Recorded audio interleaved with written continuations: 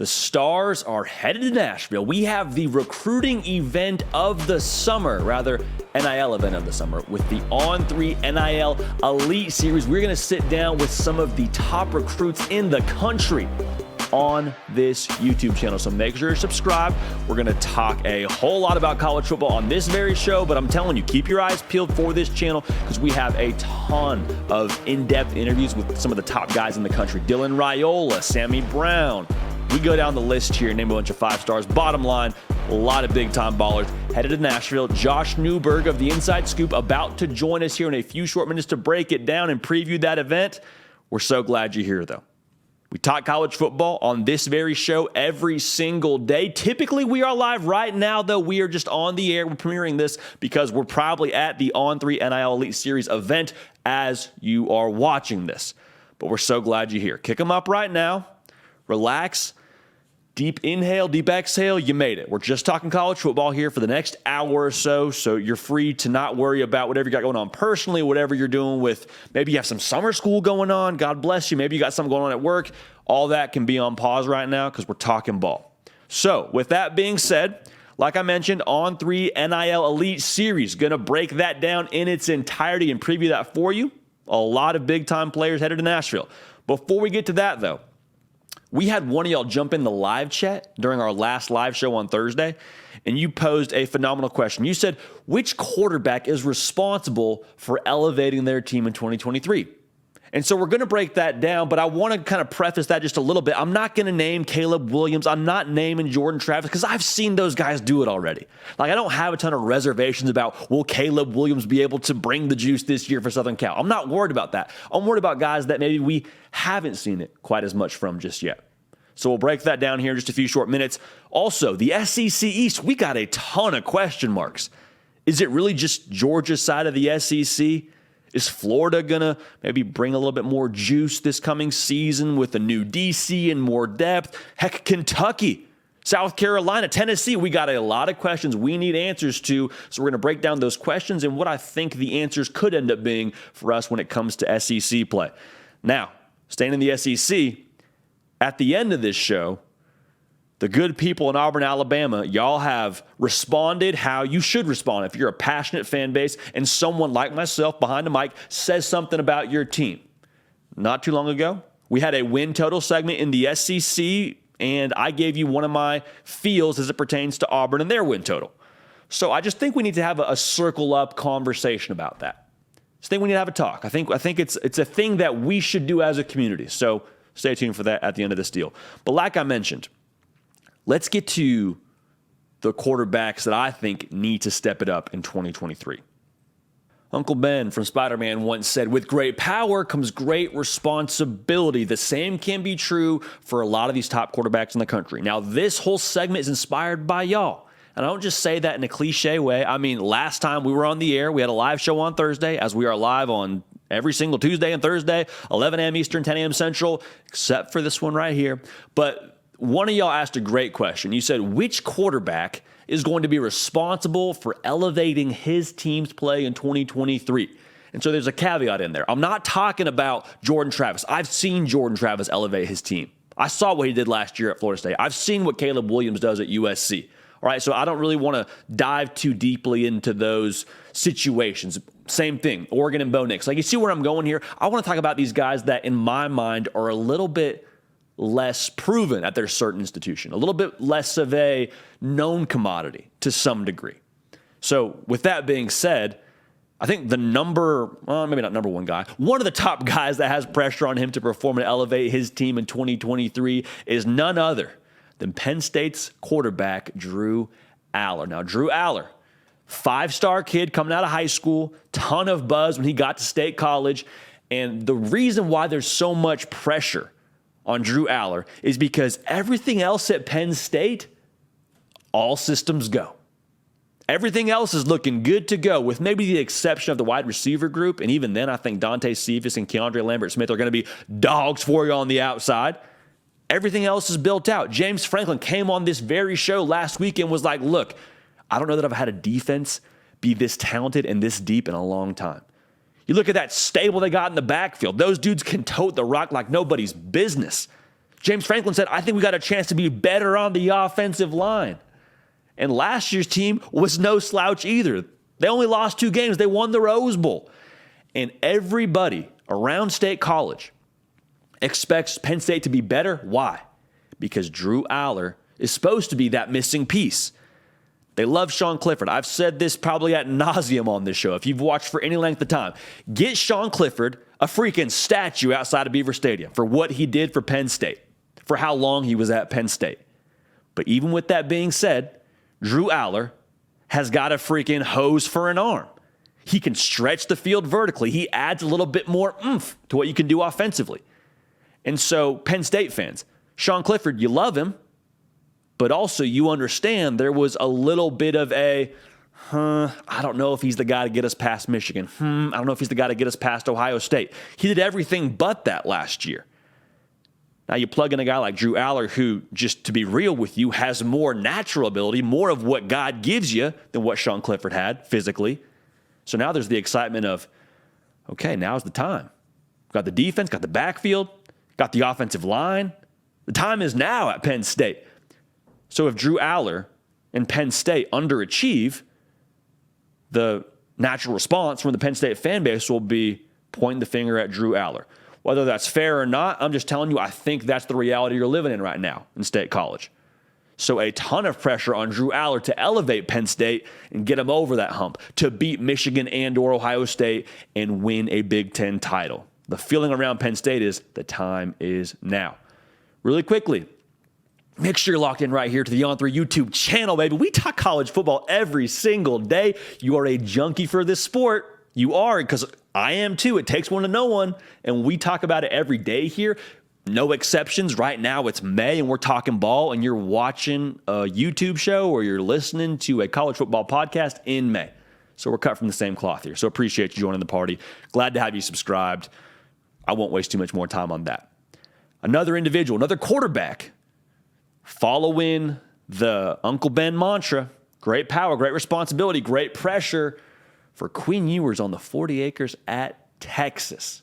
For Quinn Ewers, the difference between him reaching his potential and not reaching his potential is the difference between Texas winning a Big 12 title. Let me say that again. The difference for Quinn Ewers in reaching what he can be as a quarterback is the difference between Texas winning a Big 12 title or not in 2023. And my good people in Austin, we got a lot of y'all tuned in right now. Love y'all. Glad to have you tuned in right now. But the reality is you expect a Big 12 title because you've been told so long, hey, just be patient. Hey, it's Sark's first year, be patient. Hey, give it some time for the culture to mature. Then you were told, hey, be patient with Quinn Ewers. Give him some time. Give him some time. It's only his first year as a starter. He should be a freshman. He should be this. He should be that. He's so talented. Give him time. Well, now you're saying, hey, I want my return. I want my return on my investment for what I put into the program as a fan. Maybe you're even involved in the NIL sphere there. Just saying. Maybe you're saying, I want some return for my patience I've had with this whole thing. I've waited a long time. There's no more excuses. And that's a beautiful thing if you're Quinn Ewers because you're ready to make good on all that's been said about you in a positive manner, all the trust that's been put in you. But to the same token, if Texas doesn't achieve it, where else do you look? They've got the freaking monstars on the outside for Texas with A.D. Mitchell and Xavier Worthy, and they still got a stable in the backfield that I think is slept on, to be real with you. The defense is retooled a little bit, in my opinion. I think the defense is going to be better than a lot of people maybe right now in May believe it to be. What I'm trying to say is there's no more excuses for Quinn Ewers. There's no more, yeah, but. And I've said that a lot on this show, so I won't rehash that. There's nowhere else to point if Texas doesn't achieve what they want to achieve in 23. So for Quinn Ewers, you welcome that pressure because no pressure, no diamonds. Shout out RG3. But that's the reality this year. Big 12 title or bust for the Longhorns. Moving right along here. Another quarterback with a lot of pressure on his shoulders and a lot of responsibility to elevate his team. Nick Brake actually said this on our last live show. Shout out Nick Brake, keeper of the Q, proud of Owensboro, Kentucky. He said, listen, man, Tyler Van Dyke, there's been a lot of excuses made for him. over the last year? Because, I've been on the front line of that. I have been leading the Tyler Van Dyke. It's not his fault. I've been the front of that fan club right now because I saw what Tyler Van Dyke did in 21. I saw what happened in 22, and I said, I don't believe Tyler Van Dyke's the problem. Mario Cristobal came on this very show, and if we're trying to translate the coach speak, he kind of said the same thing. He said, listen, last year the system, it wasn't a fit. Nobody's fault, wasn't a fit. Well, Tyler Van Dyke's still there, and a lot of things around him have changed. In fact, just about everything around Tyler Van Dyke has changed, but Tyler Van Dyke. New pieces on the O-line. New offensive coordinator with Shannon Dawson. Heck, they even got a new DC, which didn't really have anything to do with Tyler Van Dyke. But the point I'm trying to make is, with Tyler Van Dyke, when everything else around you changes with the assumption that you're not the problem, if we're going to go and miss a bowl game again, or maybe we don't achieve the level of success we want to for a second year in a row, at what point do we say, well, we changed everything else around you. Maybe it is on Tyler Van Dyke. Maybe Tyler Van Dyke is actually the issue. Now, again, I'm still leading that fan club. You're going to have to kick me off that roster if you want me to not support that Tyler Van Dyke is a good quarterback, fan club. But the reality is, I think that for Tyler Van Dyke, this is the year where he has to prove a lot of people right. He has to prove the staff right, prove the fan base right, those that do believe in Tyler Van Dyke, that he is actually who you saw him to be in 2021. I think it's going to work. Full transparency, I think it is going to work. To what degree remains to be seen. But I think Tyler Van Dyke is the right guy at quarterback for you. Nick Saban, it sounds like, even maybe wanted him by rumblings of him in Alabama, and Gary Furman of CaneSport coming on here and saying that was absolutely real. I digress. A lot of pressure on Tyler Van Dyke with all the things that have changed around him that are new around him for him to now be successful. Keep an eye on that receiving core too. Needs somebody to step up in that wide receiver room for him to make good on that. Payton Thorne at Auburn is the next guy I want to talk about. Now, Auburn fans, we're going to talk about your Tigers a little bit more, a little bit later in the show. And I've told you, I don't think there's a ton of guessing with Payton Thorne. You've got a large sample size of him at Michigan State. How does he fit at Auburn? Because notice the conversation that changed around Auburn when you landed Payton Thorne at quarterback. The conversation was, okay, now, missed a bowl game last year, yeah, we know. Robbie Ashford, really talented, yeah, we know. But there was newfound optimism when Payton Thorne decided he was going to come to the Plains. And for good reason. You know what you're getting in him. He's a starter. He's had solid production throughout the course of his career. But he's the batteries to this offense at Auburn. Like, make no mistake about it. The offense under Hugh Freeze at Auburn will go as Payton Thorne goes. Did a lot through the portal. Have one of the top portal classes this cycle, Payton Thorne being a part of that portal class. But if Payton Thorne doesn't bring his A game, if he doesn't allow the offense to operate because he's not up to speed or he's making mistakes, he's not consistent, whatever it ends up being, they will go as Payton Thorne goes. And so all the excitement around Auburn, all the people taking over 6.5 wins for Auburn, you believe that because you believe in Payton Thorne. Like last year's Auburn wasn't a ton to write home about. The transfer portal has upped the level of talent on that roster, but you can't unlock that talent if your quarterback in this RPO style of offense isn't on his P's and Q's. And if he's not on his P's and Q's, you put the defense in a tough position. Like it builds on itself. It all builds on Payton Thorne. If they want to have success in 23, looking right at Payton Thorne and saying, all right, you're the batteries. We need you to have this whole thing humming. So a lot of pressure on Payton Thorne, I think in a positive way. Again, pressure is privilege. But Payton Thorne is going to bear a fair amount of that in 23 at Auburn. Last guy I want to talk about here, DJ Uilelelei, quarterback. Transfer from Clemson to Oregon State, and the pressure for him, I believe, is twofold. Like for DJU, it's a little bit personal. We can all understand that, right?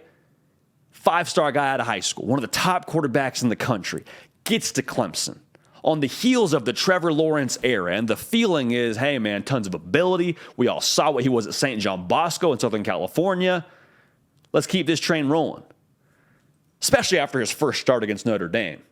Or maybe that wasn't his first start, one of his first in-game action against Notre Dame. You hear what I'm saying? He flashed against Notre Dame, even in a losing effort, and you were saying the future is bright. And then it didn't really go how you expected it to go if you're a Clemson fan. And I think it was an unfortunate situation for all parties involved. But DJ Uilelelei says, you know what? I'm going to Corvallis, finish out my career as a Beaver. And when I say it's personal, I mean, I think DJU hasn't lost his confidence in who he is as a passer, as a quarterback. I think that 5-star kid, that 5-star quarterback is still very much so who DJU is. But with what the pressure is for this year, it's proven himself right. Because there was an interview he did that some people kind of took and ran with, but basically he said, hey, listen, I wasn't a huge fan of what we did schematically at Clemson. And like, he has every right to say that. You look at what Clemson's offense did last year, and like, hey, I don't think a lot of people were a fan of what Clemson did schematically last year. I also don't believe that DJU was the problem at Clemson, wholeheartedly at least. Maybe he wasn't, without fault, but I don't think he was as much to blame as people want to say. But what I'm saying is, whenever he goes out and says that, there's now pressure on him from the outside looking in saying, okay, well, you're not in that system anymore. You're not playing in that system. You came to Oregon State knowing what the system was going to be. So now, in this new system, perform. That's the personal part of the pressure, is proving himself right and making good on his ability that I think a lot of people still believe he has. The other part of this is he's not walking into an operation at Oregon State that's like trying to make a bowl game. He's not walking into a team at Oregon State that's still trying to figure out who they are. Like, they won 10 games last year. They're an operation that, they lost a lot on defense, sure, but I still think Oregon is pretty dangerous. And I say Oregon State. Heck, Oregon's dangerous too. Don't get it twisted. A lot of it rides with DJ Uilelelei. Because if they take a step backwards, regardless of the other positions they lost, what's the blame going to be? What are the people going to say? Hey, DJU came to Oregon State and we had a good thing going, and then it went off the rails when he got here. Regardless of how it looks, I understand. Regardless of if he has no help on the O-line and the defense gives up 40 a game, people are going to point the finger at DJ Uilelelei and say, you're the reason why we fell off the train tracks. Is it fair? No. But that's what happens when you play quarterback in college football. You get a lot of the praise, get a lot of the blame. But I personally am very excited to see a lot of these guys have the pressure on them to perform. I think it's just a fact of life that pressure can either bring out the best or the worst in you, and elite people, elite competitors, I think it brings out the best. So to recap it for you, Drew Allar at Penn State. Everything else is in place at Penn State. All systems go. What you going to do? For Texas and Quinn Ewers, the time is now. They've built to a year like this. There's no more excuses. Quinn Ewers wants it that way. I promise you. He wants it that way. We're going to get to see what he's made of in 2023. We got Tyler Van Dyke at Miami.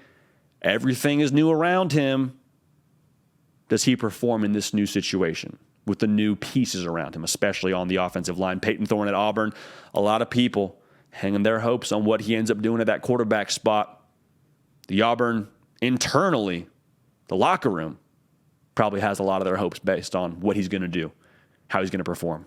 The offense goes through him. No way around it. And lastly, DJ Uilelelei at Oregon State.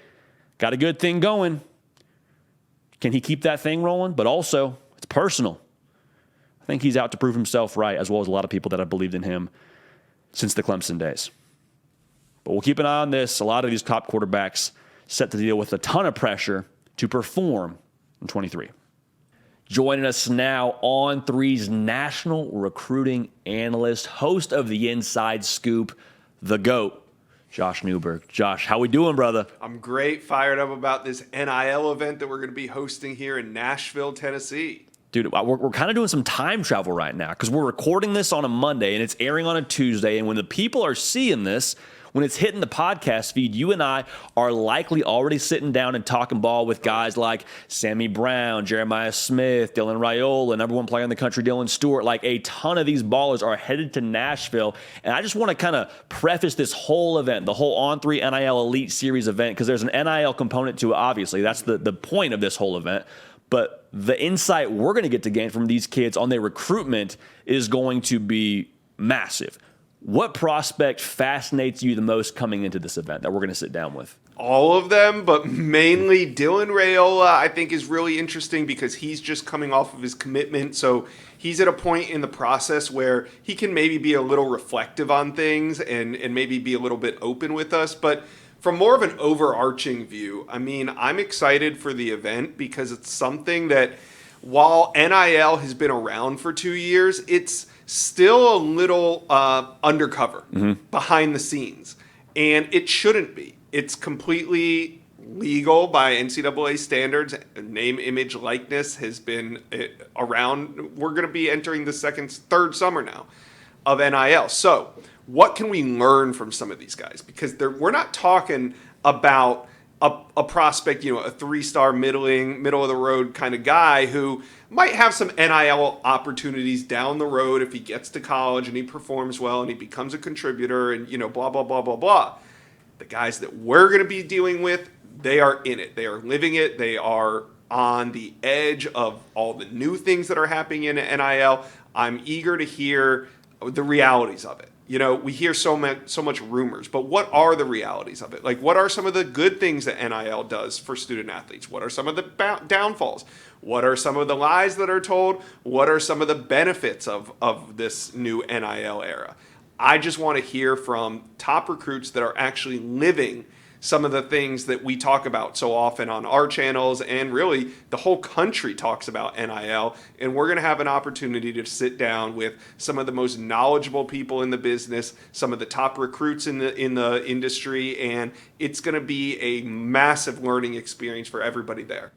Really quickly, make sure you're subscribed right here. Josh Newberg, the man, the myth, legend. I already told you, national recruiting analyst for On3. He's got a show that comes out multiple times a week, The Inside Scoop, and to keep you in the know for all things involving the lifeblood of college football, that is recruiting. But Josh, you hit it on the head, dude. Like, it's a thing that when it first started, the NIL, that is, a lot of people were kind of bashful, and it just kind of was a thing that wasn't, super out there for a lot of people. And now it's getting to the point where us here at On3, we got the NIL valuations for a lot of these kids that are, to my understanding and to everybody's understanding here, like pretty much as close as we can be to dictating these kids' value when it comes to the NIL market.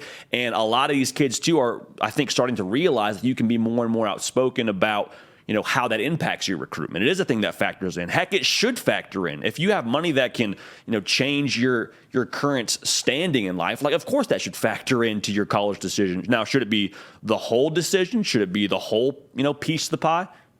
Whole nother conversation, but I'm excited to talk to these kids as well, Josh. You mentioned Dylan Raiola, and he is one of several Georgia Bulldog commits. He's one of 2 quarterback commits for the Dogs headed to Nashville. Is this going to just be like a recruiting playground for some of those cats? Because I'm thinking you got several of your future teammates at this event, and then also you got some of the top targets like KJ Bolden, Jeremiah Smith. You expect the Dogs to be active on the recruiting trail even at this event, Josh? Sammy Brown. I mean, the list goes, Jeremiah Smith, the list goes on.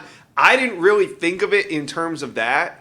I think that a lot of the prospects are going to come here just to learn, but one of the unintended consequences of getting a lot of great players around each other is that peer-to-peer recruiting that takes place. It's inevitable. Anytime these guys get together, because they are friends, they've come up on the 7-on-7 circuit, they've been to camps, they've been to combines together, some since maybe they were in 8th grade, maybe even younger than that. So anytime that you get these great players on campus, they're able to bond a little bit more and more with each other because they do kind of breathe a rare air. There's only so many 5-stars. There's only so many 4-stars. But there's tens of thousands of high school athletes, but only a handful kind of deal with or go through some of the trials and tribulations that players in the top 50, players in the top 30 go through. So I do think that there's going to be some peer-to-peer recruiting going on. I mean, that's not why the event's taking place, but it's inevitable. I mean, peer-to-peer recruiting has to be up there with your relationship with your coaching staff. I mean, these are guys that you're going to bleed, sweat, and cry with throughout the rest of your 3 to 5 years and one of the most formative times of your life. So I would absolutely expect, just like you were mentioning, like it's inevitable that if I'm Dylan Raiola and maybe I'm sitting next to Sammy Brown in one of the sessions and I'm maybe like nudging him a couple times and saying, hey, come with me to Athens. Dylan Stewart, number 1 player in the country. You and I are going to sit down with him. That interview will be on this channel, so make sure you're subscribed. What are you hoping to learn from him in regards to his recruitment? Well, he's taken a lot of trips so far, mostly unofficial, and he's going to hit the road in June for 4 official visits. He said that he would like to make a decision before his senior year, whether that comes in early September or late August. Nothing set in stone with that, but it does sound like he is narrowing the field and coming down to a decision. Now, what I want to know from Dylan Stewart is what it's been like. What trip unofficially has stood out to him? What are some of the things that he is hearing about NIL on the recruiting trail? Is he being fed some lies? Can he kind of see through it and understand where the truth comes from? And what are some of these opportunities that maybe teams are offering? I think Dylan Stewart's in a unique position, not only because he's number one overall, but he's plays the edge position, a premier position, much like Dylan Raiola on the offensive side of the ball. You look at what goes on the trenches and the defensive side of the ball, and that's kind of where a lot of teams are allocating their NIL money, whether that be in the transfer portal, whether that be out of high school. NIL is focused on a lot of the big men in the trenches, and Dylan Stewart, number one edge overall. I can't wait to get here, for him to get here and us to be able to pick his brain on his recruitment. Only about 2.5 months left of his recruitment. Kind of coming down to the wire there for a one Dylan Stewart. I'm fascinated to see what his conversation is around that timeline, because it sounded like that was going to be the case, but you never know with the wild world that is recruiting. Things tend to change at the drop of a hat. So I'm excited to talk to him, Josh. Now, another edge, 5-star plus player, Colin Simmons. Yeah. He's got some visits lined up. If you're reading the tea leaves there, he's visiting LSU in November for that game against Florida. So you would expect maybe it goes close to that early signing period. But I was really fascinated, Josh. He's got LSU for a game visit, and he's got Bama for their game week 2 against Texas. Now, Texas also obviously very much in the hunt for Colin Simmons. Is there any extra wow factor that goes into a official visit during a game week in your mind? What's the significance of that for Colin Simmons? There's extra wow factor just in Colin Simmons, in his recruitment, in his highlight tape. He is the wow factor. So for him to come in and talk NIL, I'm really excited. I know that's not what you asked me, but I'm just excited to talk to Colin Simmons about it. Now, Colin Simmons was on the Inside Scoop a couple weeks ago. And to your point about his visit coming in the fall, yeah, I don't think Colin Simmons is in decision mode. So we're going to contrast his recruitment to a guy like Dylan Stewart. I expect Colin Simmons, who's far from a decision, maybe to come in a little bit lighter, a little, some jokes, some laughter, because he's not narrowing the focus. It gets hard when you got to eliminate teams. You're calling up some great programs, some great coaches, and saying, Coach, thanks, but no thanks. And I think when you start doing that, and I don't think Colin Simmons has yet, I think it kind of makes things a little bit more real, a little bit more serious. You are making a monster decision. And a recruit always comes to that point where recruiting is fun and you're just soaking it all up. You're listening to everybody. You're joyous. And then things start to get real. When you feel that the ink is about to hit the paper, you are making a life choice, things get a little bit more serious. And I don't think Colin Simmons is there yet, but he's going to be, and I'm looking forward to just talking to him. He's another one of those big trench guys, premier position. And I know you said Alabama and LSU, but I had Jerry Hamilton from Inside Texas on the Inside Scoop just last week. Do not sleep on Texas, the in-state team. Colin Simmons plays at Powerhouse Duncanville High School there in Texas. So don't sleep on Texas, but I do agree with you. LSU has been trending throughout the spring. I mean, Jerry Hamilton came out and said as so much as, hey, Colin Simmons is in that category of like a must get for the Longhorns. And I think what you said was right on the money, Josh, where Colin Simmons is kind of in like this dating phase of his recruitment. Like, it's fun to go on dates and get to know each other and figure out, if you're compatible or not. But then there comes a time where it's like, hey, what are we? We got to DTR this thing. And it seems like Colin Simmons is enjoying the dating phase, but eventually there will be that DTR portion of the relationship. Is Colin Simmons a must get for Texas, Josh? Yeah. He's not going to make or break the class, but when you take the temperature of recruiting at Texas, yes, I think for this class, he's very important. He's massively important. Texas has recruited well, obviously at quarterback, Micah Hudson at wide receiver. They got some guys on the board that are really solid, but the trenches is where it's going to be won and lost for Coach Sark, and he needs to land Colin Simmons in this class. Josh, 2 more guys I want to talk to you about. One being Sammy Brown, fresh off the official visit to Tennessee, along with some other high-profile unofficial visits. Where does his recruitment stand right now? Sounds like a lot of buzz around Georgia and Clemson. Can Tennessee kind of get their foot in the door here? You know, I think Tennessee did get their foot in the door by getting him in on this official visit, but when we look in the rearview mirror after the month of June's over, and he's taken official visits to Clemson, and he's gone to Georgia, and he's gone to Ohio State, I think we're going to kind of look back at this and say, oh yeah, I remember he did visit Tennessee. While it was a great opportunity for them to get him on campus, I think Sammy Brown's recruitment, the 5-star linebacker out of Georgia, is going to come down to either Clemson or Georgia. I think Ohio State is maybe the sleeper pick. I think Tennessee, hey, look, JD, there's teams from California to Florida trying to get him on campus for these officials, and he settled on 4 or 5, and the ones that he took are massively important. I think Tennessee's in the hunt, but when we look back on it, when he's ready to make this decision in early to mid-July, I think the Tennessee visit is just going to be a little far back in that rearview mirror. And Sammy Brown, I think, ultimately come down to 2 teams, Georgia or Clemson. This is one of those guys, Josh, where you and I talked about it earlier. A lot of Georgia commits kind of rubbing their hands together, looking at Sammy Brown and saying, oh, yeah, we're going to be in your ear all week long about coming to Athens with us.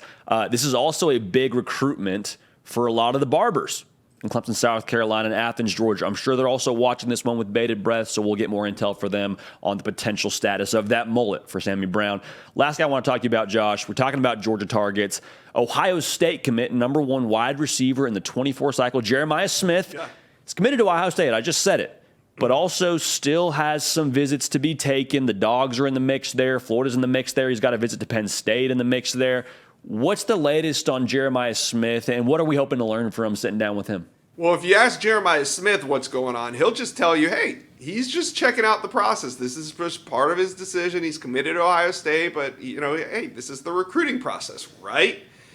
I don't know. Jeremiah Smith was at Georgia last weekend. He's going to be at Florida for an official visit this weekend. He's going to probably take a couple more official visits. Wouldn't be surprised if he ends back up at Georgia. Wouldn't be surprised if he ends up taking an official to Florida State, maybe even Miami. They've been involved with him as well. He says he's solidly committed to Ohio State. That's something that we're certainly going to ask him when he gets there. And hey, as a wide receiver, it's really hard to turn down Ohio State.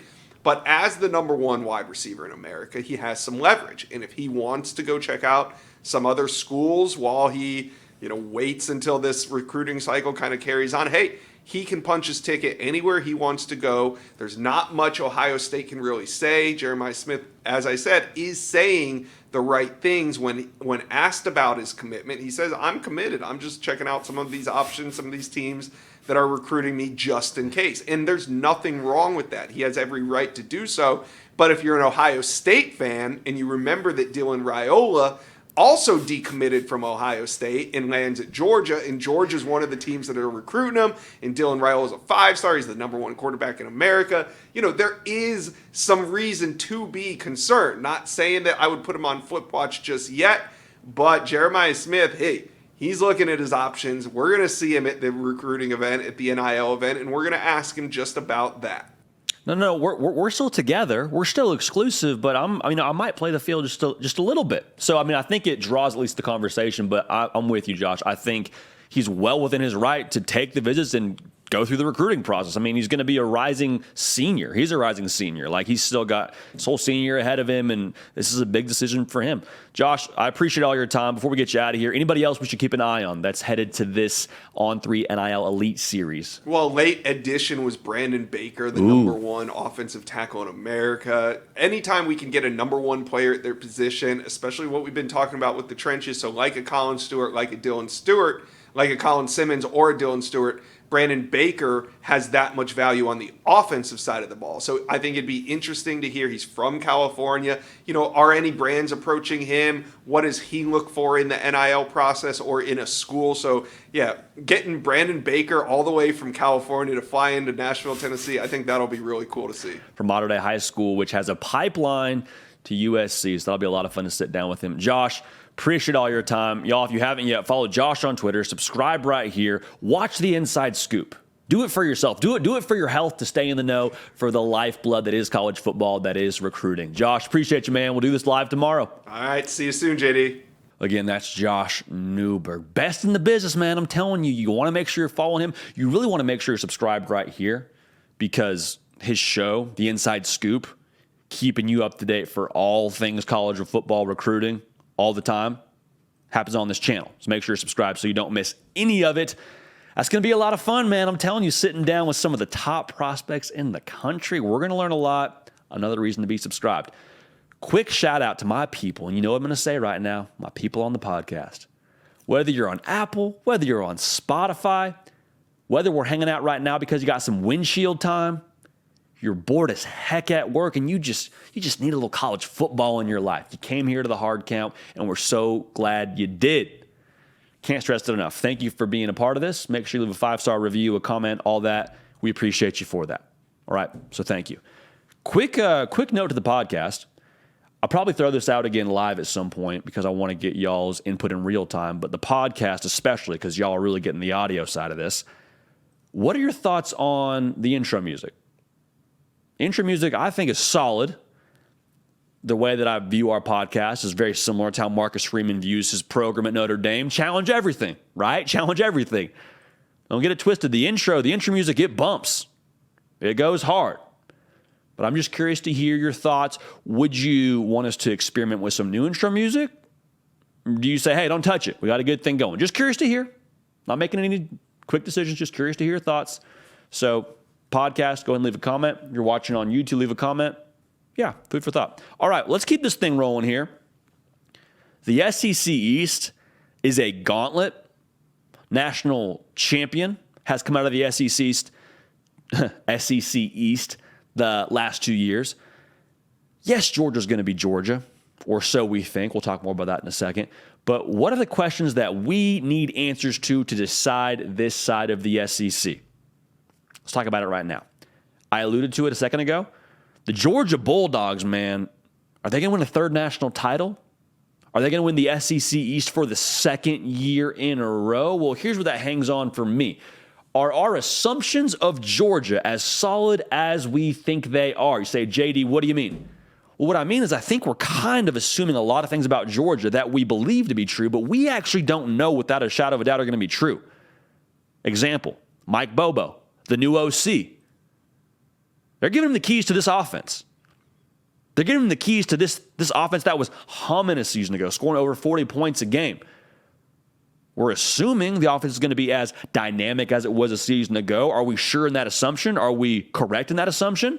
It's going to be a big piece of what Georgia does because, like I said on previous shows, Georgia is showing attention to the offensive side of the ball, especially on the recruiting trail. To win in modern college football, by nature of the teams that made the playoff last year, who all scored over 40 points a game, you got to score at an elite rate. As Mike Bobo equipped them to continue to score how they scored and be dynamic, how they were dynamic and balanced, how they were balanced a season ago under Todd Monken. The assumption is yes, but are we solid in that? Remains to be seen. Carson Beck, I've told you, man, I went so far to say I think he's a sleeper Heisman guy. I really do. I think he's going to put up stats. I assume he's going to step in there and deal like we saw him do in the spring game, but are we sure? Are we correct in that assumption? Because Stetson Bennett now, he got a lot of flack for his time at Georgia. Good news is he may come back to Georgia at some point in time and get that degree. We love you, Stetson. But he did a lot for this team. I mean, there were multiple times last year for Georgia where he was the differentiating factor for them offensively, get him in the right plays and making big-time throws. Like, Stetson Bennett was that dude. Kirby Smart said after the national title game, I was there sitting in the media room where he said he's got GOAT status in Athens, Georgia. You want to fight somebody? Don't fight me. Fight Kirby Smart on that statement, that is. I think he's going to step in there and deal, but if he doesn't, that changes things for Georgia. So that's a question mark. That's an assumption that we're all making. We're assuming the defense reaches the talent potential they have on that side of the ball. That's been the calling card for them, but they still lose some pieces. Still lose some key pieces, especially up front. How does that look? No more Keely Ringo. No more Jalen Carter.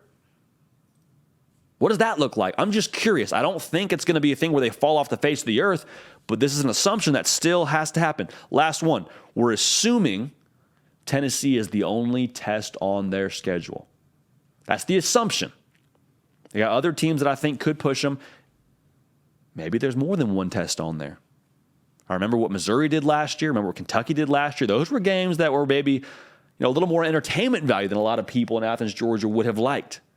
A lot of assumptions, but here's the deal. If our assumptions are as solid as we think they are, Georgia is going to win the SEC again, and Georgia will be in the college football playoff and be a real contender, probably a real favorite, front runner to win the national title for the third year in a row. So that's Georgia. Really quickly, make sure you subscribe right here to the On3 YouTube channel. We talk ball every single day. You're a sicko for this game, and we appreciate you for that because we're sickos over here too. So we're two peas in the pod. Make sure you subscribe. We love y'all. Also, follow me on Twitter. Follow me on Instagram at JD Piquel. Okay, so thank you so much for that. Thank you to everybody who's tuned in currently during the premiere. Make sure you like the video on your way out. It just helps us. We got a streak right now of 100 likes on our last 2 live shows. I might go back further than that, but I'm just saying, let's keep the streak alive here, right? Enough shameless plug. Tennessee. My question for them as it pertains to this SEC East race, the Beasts of the East, do we get Orange Bowl Joe Milton? Is it really just reload at the quarterback position for Josh Heupel? Because Hendon Hooker was special last year, man. I mean, he propelled them. And then he ends up getting hurt tragically. Joe Milton steps in, and in that Orange Bowl on an enormous stage, just went to work, dude. Like, we saw Joe Milton look like one of the best quarterbacks in the country in that game. Now, that's a small sample size. That's one game. And I believe that we will get Orange Bowl Joe Milton this coming season, or at least a version of that.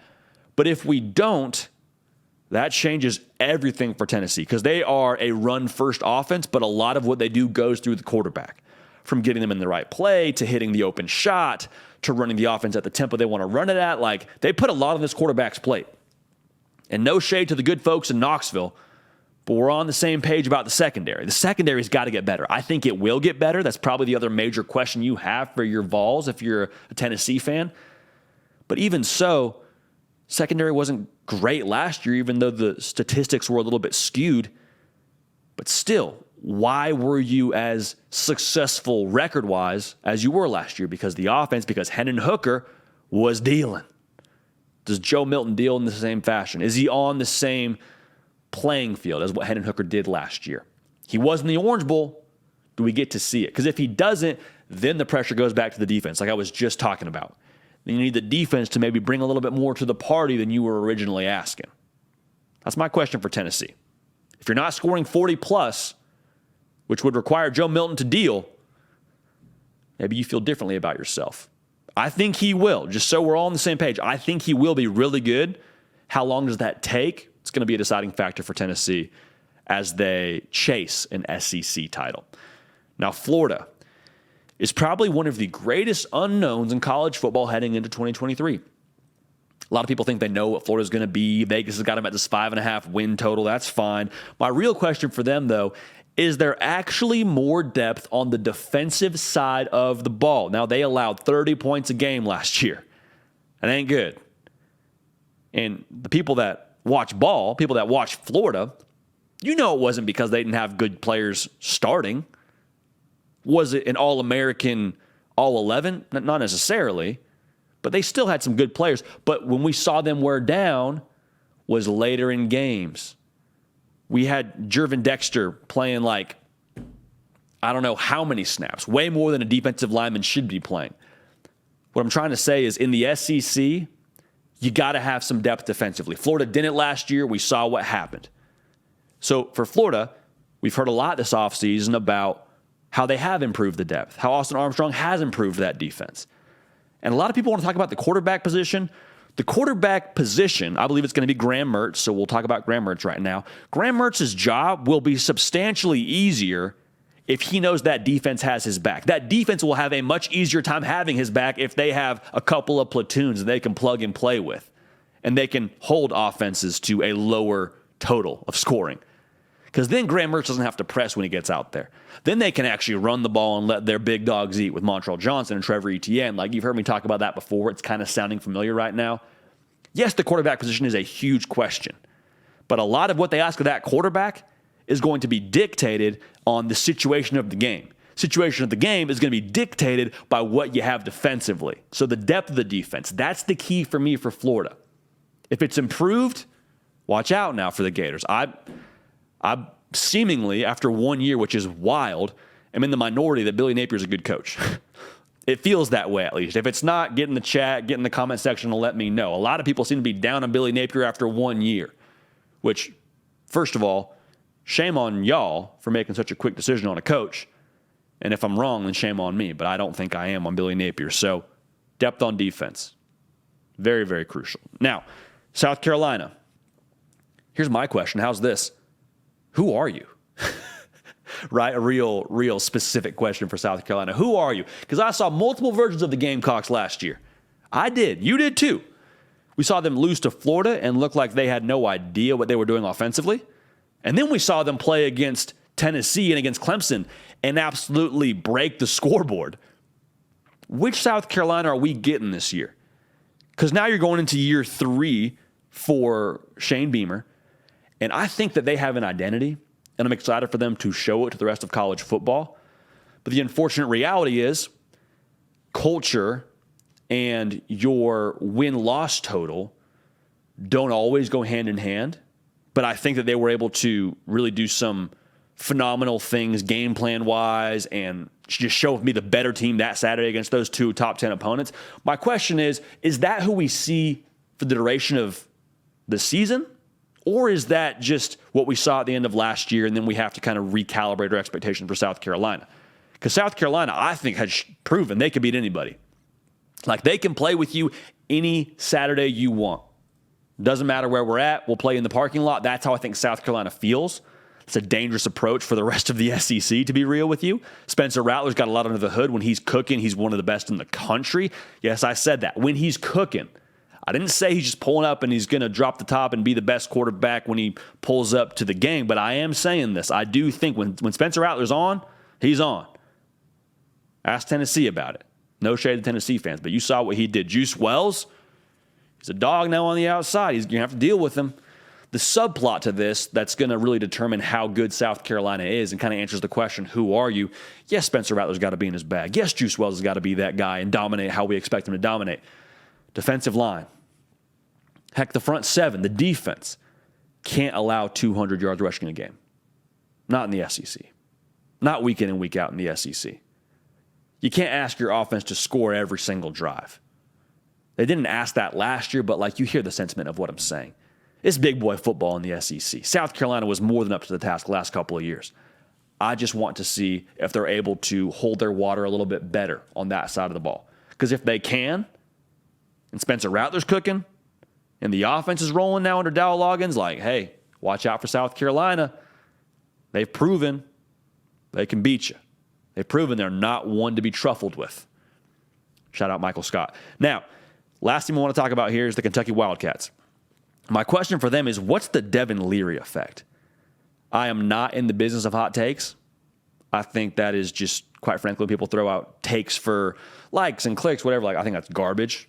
I think this sport is way too important to a lot of us, and we hold it too closely to throw that out. I say this because I mean this. I think that Devin Leary has a chance to be a better leader of this offense than Will Levis was. And what I mean by that is Will Levis, as talented as he is, and why he may be a more gifted thrower of the football, double-digit turnovers, double-digit interceptions, both of his last 2 seasons. So for Devin Leary, you take better care of the football and you get it to these playmakers like, hey, we could be in business now. We saw Devin Leary flash at NC State in 21. We'll see what he does this coming season. 22, he was kind of dinged up and it was a little bit of a tough deal. But I'll just say this, man. Kentucky's sneaky. If you pick them to win the East or not, that's fine. But a lot of people want to forget that final score against Georgia, that team that just absolutely drugged TCU in the national title, back-to-back national champs, it was 16-6 was the final score of that game. 16-6. Now, it was ugly. It was bad weather. It was at Kentucky. They'll have to go to Athens this year. I'm just saying, man, I'm not picking them to upset Georgia, but I am just saying watch out for Kentucky because Devin Leary, I think, could up the level of the offense. Got to replace some production on defense, but Tavian Robinson, Dane Key, Berrien Brown, 3-headed monster that a lot of the country just doesn't necessarily know about yet because not enough people watch Kentucky. But those three dudes, man, especially Barry and Brown, I'd put them up there with anybody in the country, man. I'll tell you what, as an all-purpose player, he is a home run threat every time he touches the ball. Kickoff return, catching it out wide as a possession guy, going deep like Barry and Brown now. Get to know the name if you don't already, because he's going to be a problem for you. Now, I'll say this. Didn't mention Missouri. Didn't mention Vanderbilt. I have reservations on Missouri. I just do. Offense scored 24 points a game last year, and we don't know who the quarterback's going to be. Okay? Vanderbilt, Clark Lee, I think he's going to build that thing. I think they're going to really start to try and build from the ground up. I don't think it's going to be a thing where they go to the portal and they go and grab these guys and just overhaul. They got Prince Kali, who was a 5-star at one point in time. That's a big get for them. Don't get it twisted. I'll just say this about Missouri and about Vanderbilt. The SEC is a lot like Australia. You walk around off of the beaten path, start messing around in places you're not as familiar with. There's stuff in there that could end you.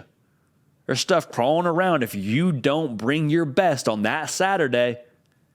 That could end your dreams. That could take care of you.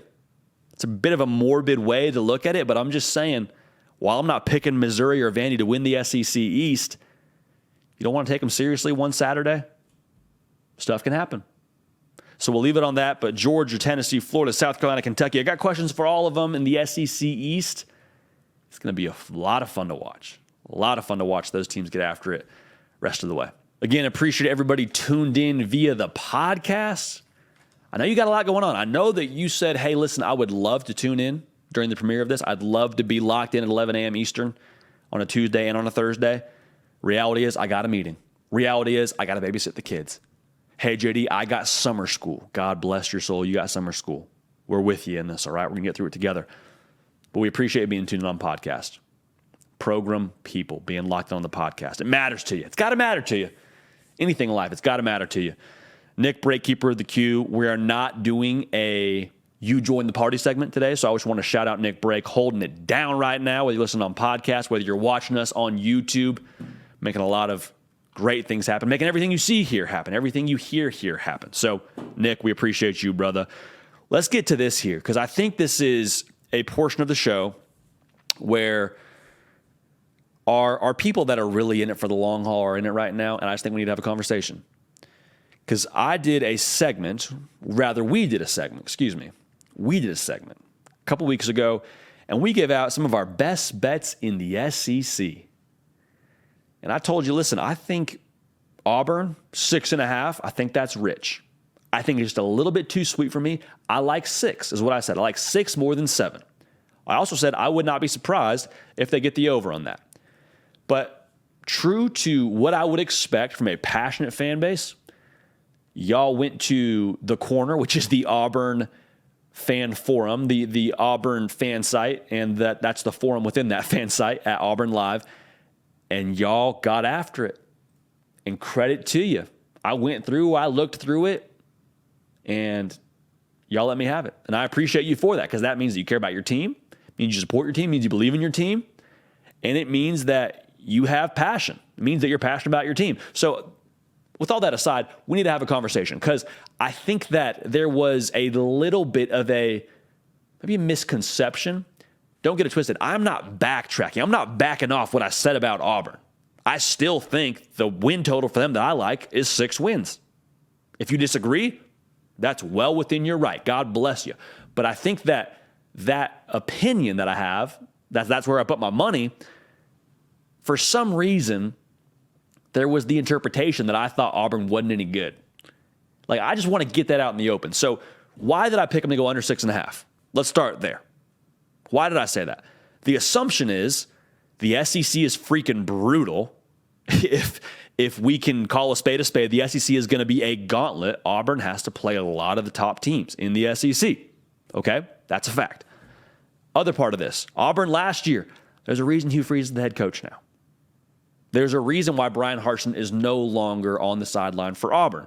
Why? They weren't getting it done. Recruiting. People will say things about culture, which I'm not in that building, so I don't pretend to know. There was a lot that you weren't happy with last year. Auburn missed a bowl game last year, okay? Can we just be real about that? Missed a bowl game last year. So They're in a acclimation period, in a revamp period, whatever kind of verbiage you want to put to it, they're revamping. Now, Hugh Freeze, in a short time there, has looked at the portal, rubbed his hands together, and said, give me that. Went and got one of the top portal classes in the country, including guys like Payton Thorne, who's probably going to be your starting quarterback. So, why I have them under 6.5 is because I'm placing a bet.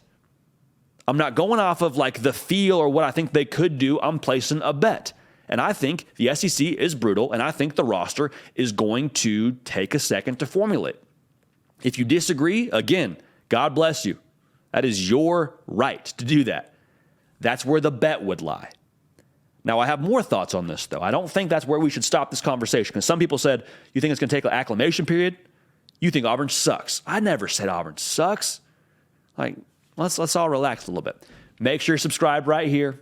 Make sure you follow me on Twitter. Make sure you follow me on Instagram at JD Piquel. All right, appreciate you for that.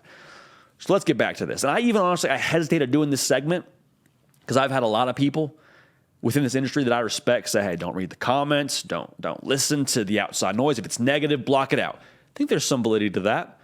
But I also think there's a little bit of this bond that we share with y'all being the audience of this show and y'all being this community that we got to just have a conversation. You know, families fight, brothers fight. We got to talk about it. All right. So the bet was factoring in what I just told you about. Now, I've also been very vocal about this. Again, I'm not backtracking. I'm just being real with you. Here's the deal. Auburn's ceiling is probably 9 wins. That's probably what's going on right now. So for Auburn to say you're anywhere from 6 wins to 9 wins, that's improvement. So what am I saying? I'm saying Auburn's going to be better than they were a year ago. I'm saying I think Payton Thorne makes your team better. I'm pro Auburn. Like, I don't know how to be, political about this, or diplomatic about this, I guess is a better word to say. I don't want to be political about this. You understand the portal class is what a lot of this is banking on, right? A lot of talent. A lot of talent creates a pretty high ceiling, and it creates a higher floor. The floor I put at 6, the ceiling's somewhere around 9. It's a great way to live. I would say this, can we take a step back about Auburn? And I would say that I think that when you look at Auburn in the long term, I believe in Hugh Freeze. The whole point of doing this segment is so that we're not on record, we're not confused about where we fall in Auburn. We believe in Auburn. I think it's going to take some time for the roster to figure it out and mesh. Yeah, you got a quarterback post-spring football. I think it might take a sec. Is that fair to say? I think so. You look at Auburn, though, long-term, Hugh Freeze is a guy who knows how to win in the SEC, knows how to recruit in the SEC, knows how to recruit the transfer portal, knows how to work with quarterbacks, knows how to score on offense. Like, there's a lot to like about Hugh Freeze, a lot to like about Auburn going forward in the SEC. Also, I'll say this, long-term, I think their resources at Auburn have now been unlocked with the right guy at head coach. A lot of people feel that way as well. I think Auburn now has a chance to make some noise in the future. So I lean towards under 6.5 wins, and I know a lot of y'all disagree, and I love you for it, and I'm going to hear about it, and I can't wait. But I just want to make sure we're on the same page here. Under 6.5 wins, yeah, that's where I lean. Do I think that's the ceiling for Auburn, though? Absolutely not. Auburn is a much better team with Hugh Freeze now as the head coach. They're a better team with Payton Thorne as the starting quarterback. The possibilities are way up here for Auburn. For those of you listening on the podcast, put my hand above my head. All right? They're high at Auburn. The possibilities are very positive. But I just felt we had to have that conversation. So I appreciate y'all listening. I appreciate y'all letting me get on my soapbox there for a minute. A little bit of an unconventional show today. I understand that. But here's the deal. We improvise, we adapt, and we overcome. We play the next play. We do the next right thing. That's how we operate this show. That's how we slot the show. Again, the reason why we're doing this right now, the reason why you're seeing this as a premiere is because Josh Newberg and I are sitting down with some of the top recruits in the country right now at the On3 NIL Elite Series. So keep an eye right here on what's going to be going down with that. We're going to have a show coming out here shortly with a lot of recruiting intel and a lot of those top interviews that are a part of that show. We'll talk to Chad Simmons. We're going to have a lot of great content on this channel for you from that event. So make sure you're subscribed right here and make sure you're locked in for all of that. All right. That's it for us here at The Hard Count. We appreciate y'all rocking with us. We love y'all. We appreciate y'all. Follow me on Twitter and Instagram at JD Piquel. Great way for us to interact, man. Again, we appreciate y'all. We're going to keep this party rolling. We will see y'all next time.